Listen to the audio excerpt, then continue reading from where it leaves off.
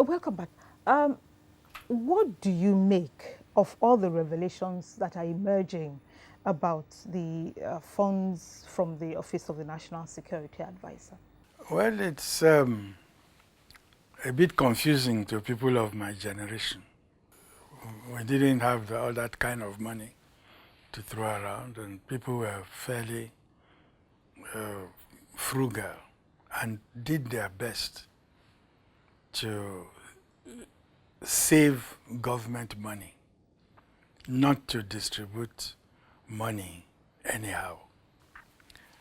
Two, there was always a strict adherence to the purpose for which money was voted.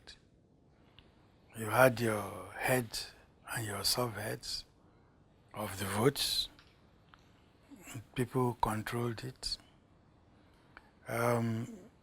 True security can be a bit diffused. But even in spending money on security, you should be as cost effective as possible. It's early days yet. I mean, we are getting more revelations. But if money was released for a purpose, it should not be applied to other purposes.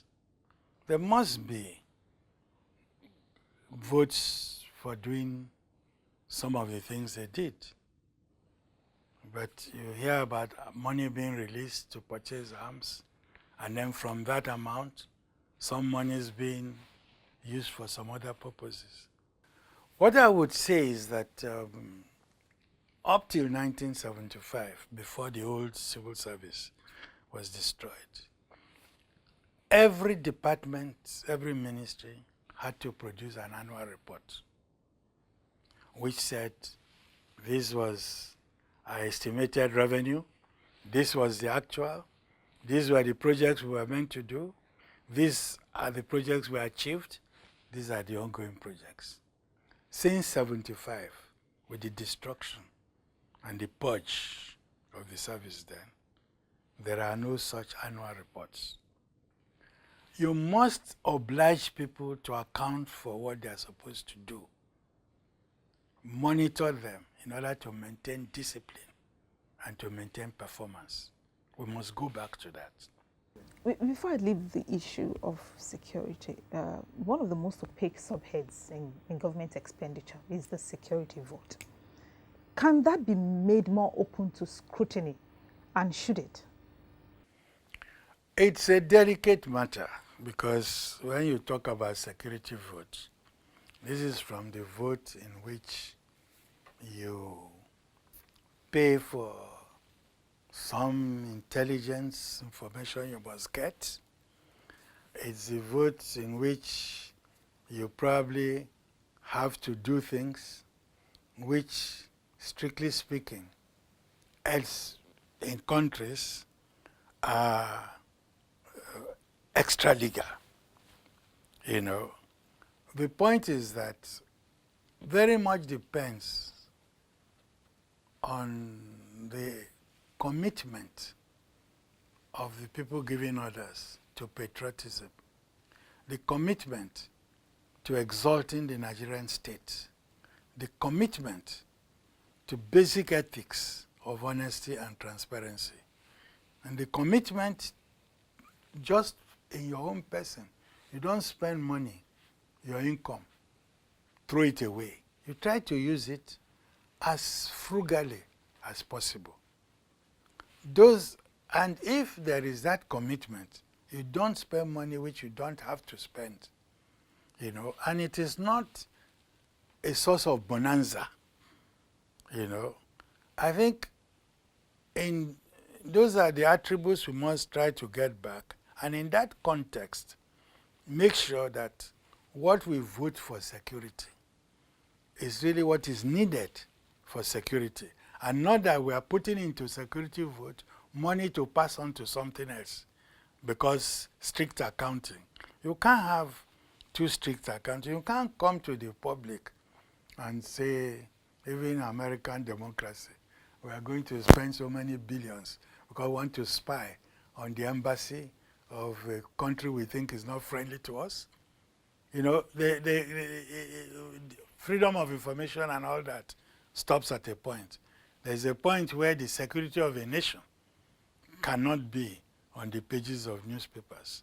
You know, so it's going to be in the end our rulers and our politicians discovering the ideals which make a nation great and which make good governance sustainable. Now, what do you say to those people who say that the anti-corruption fight is selective? Well, in this country these days, if you catch one thief, he says you didn't catch other thieves. We are early days yet. The president has said it's for everybody and not for anybody.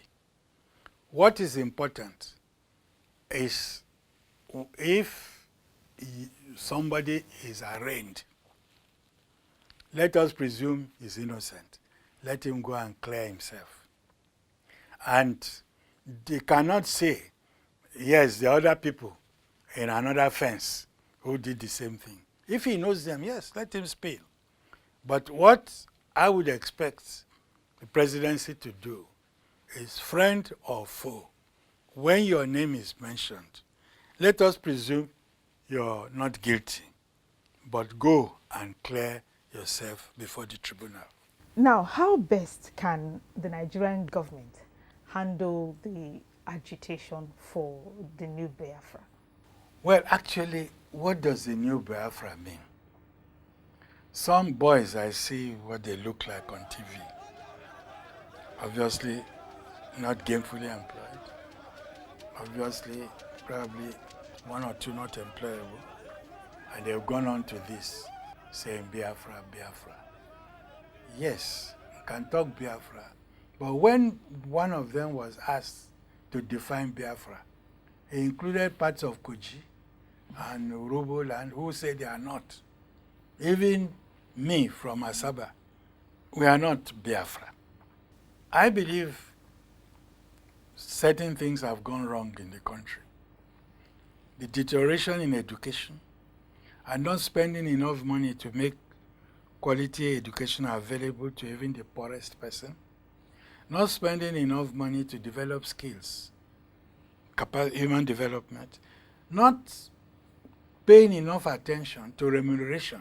So my attitude, my approach in the Biafran case is to call their leadership, talk to them. What is it you desire? And this is my appeal.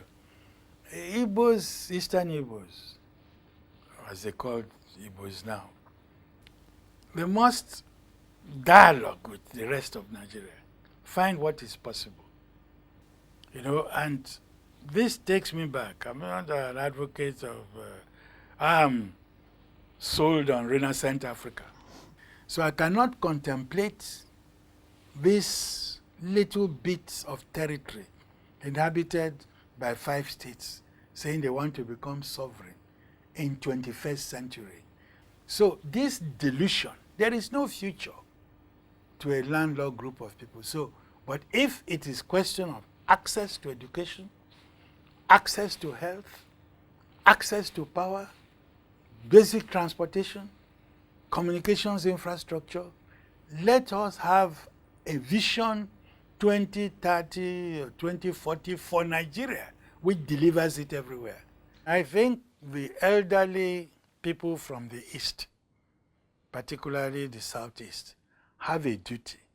They cannot repeat the mistakes of 1967 to 70. So my appeal to those leaders is, please, there is no future in atomized states. And by God's grace, and by British not going too far in dividing us, the French didn't forgive them. They thought they should have divided Nigeria too, like they did. We are left with this combination of population and resources under black people, which can be globally significant. And I owe it as a grandfather to my grandchildren that we shouldn't do things which will make them become economic fugitives. Chief Philip Asiodu, we thank you for your time. Thank you very much. And we thank you for watching. Please join us next time when View from the Top returns. But between now and then, do let us continue this conversation online at channelstv.com. And do follow me on Twitter at ModellySY. I thank you again and wish you a good day.